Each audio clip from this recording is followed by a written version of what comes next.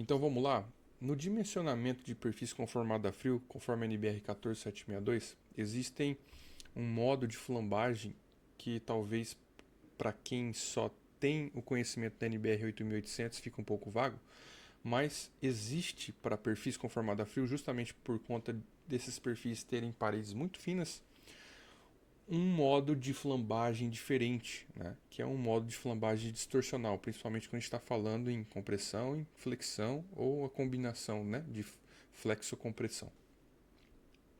Esse tipo de análise de flambagem distorcional, ela no dia a dia a gente verifica através de softwares, né? Inclusive no nosso curso a gente utiliza muito o CUFSM, que é um software que faz essa análise de flambagem elástica, né? E ela traz para nós aquele gráfico de assinatura do perfil, né? Que é esse gráficozinho que está mostrando aqui através desse outro software, que é o FSTR, que eu utilizo hoje em dia, tá? Mas os dois funcionam muito bem. Inclusive, estou tendo uma oportunidade muito boa de estar tendo aula com um dos mentores desse software, né? Que é o professor Eduardo de Miranda Batista, da FRJ. Mas o ponto que eu quero chegar aqui com vocês é o seguinte: a gente atualizou nossa rotina. Anteriormente a gente fazia esse tipo de verificação na distorção, né, na flambagens distorcionais, através do software CUFSM, né, onde a gente pegava o factor load, multiplicava pela área e obtinha ali a nossa carga crítica de flambagem para flambagem distorcional. E aí eu atualizei para que a gente pudesse utilizar aqui no FSTR, porque para mim eu acho um software muito mais didático, né, para a gente se obter esse tipo de cargas críticas de flambagem, na distorção, locais ou globais, né? Mas o ponto aqui que eu quero mostrar para vocês é que nossa rotina vai agora, da mesma maneira, verificar as flambagens globais, tá? E na distorção, a gente basta colocar o valor aqui do software que a gente calcula aqui. Ah, Douglas, você poderia calcular manualmente? Isso aqui é um cálculo árduo. No dia a dia seria assim uma coisa de louco a gente trabalhar isso de forma manual, tá? Inclusive eu tô com a revisão da NBR 14762 e em anexo foi colocado, né, essas formulações para quem quer se aventurar, né? Hoje em dia a gente então olha só, para perfis Z enrijecidas, são cálculos extensos, né? É possível? Claro que é possível, né? Mas a gente tem uma ferramenta computacional muito poderosa, que são essas ferramentas que nos auxiliam, tá, na determinação desse tipo de flambagem na distorção, tá? Então, eu vou até mostrar aqui para vocês, ó, estou calculando um perfil de 175 chapa 2 milímetros com enrijecedor de 20 milímetros, né, de borda aqui. Elasticidade do aço, padrão, estou colocando aqui um limite de escoamento de 3.450 kg/cm².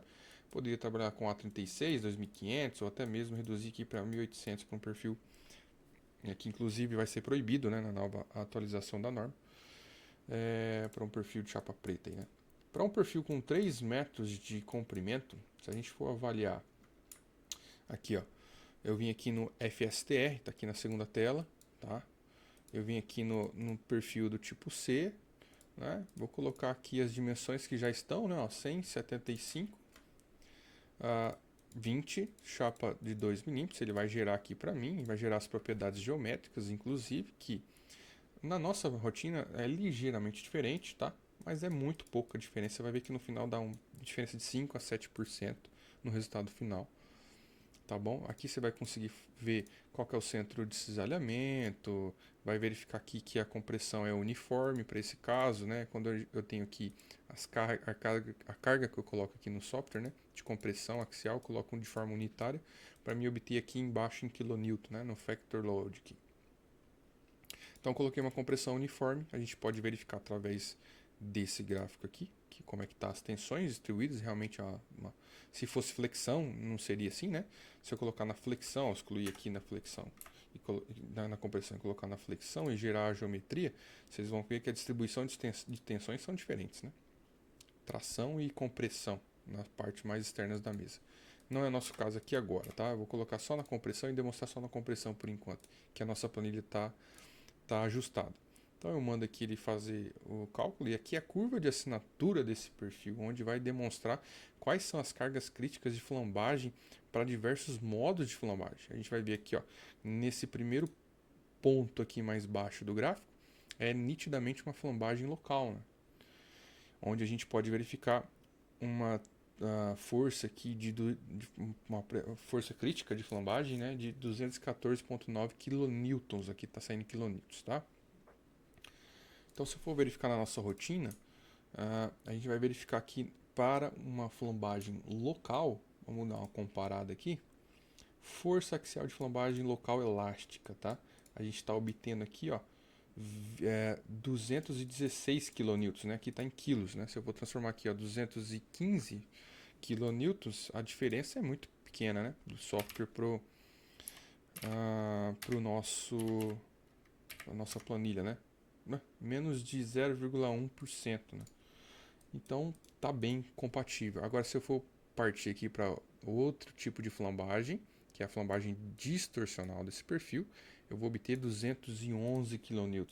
E aqui é esse o valor que a gente coloca, tá? Se eu colocar aqui 211, é justamente esse valor aqui que eu vou puxar do software FSTR, tá? Para mim colocar e alimentar a planilha, tá aqui de baixo, tá? Nesse amarelinho. E assim ele calcula. Para flambagem global serve as nossas equações que já vem da norma, né? Mas eu posso observar aqui no FSTR, vamos tentar achar aqui a flambagem global. Aqui ainda está distorcendo. Seria aqui, né? Ó, próximo de 187,8 kN, né? E aí vamos dar uma verificada aqui na nossa carga crítica de flambagem global, né? Para 3, na verdade tem que ser para 3 metros, né? Então seria aqui, ó, para 3 metros. Eu coloco aqui do lado, 3 metros. Então seria 38,09 kN. Vamos dar uma conferida aqui, ó. Nossa rotina está 35,9, 36 kN para 38. Tá bem, né? Tá dentro ainda do esperado, né? Então tá muito fora. Então, se a gente for obter aqui as cargas de resistência final à compressão, a gente ia ter o menor de todos eles, né? E a gente teria aqui que esse perfil resistiria com 3 metros de comprimento a mais ou menos 1,6 toneladas, né? A tração seria 17 toneladas, mas a tração é muito fácil, né? A área de seção transversal vezes escoamento dividido por 1,1 fator de segurança. Então, só para mostrar para vocês que a nossa planilha rotina já está calibrada para a gente utilizar aí o FSTR, que é um ótimo software para a gente determinar cargas críticas de flambagem, principalmente aqui na parte de distorcionais, que é um gargalo aqui quando a gente vai calcular manualmente, beleza?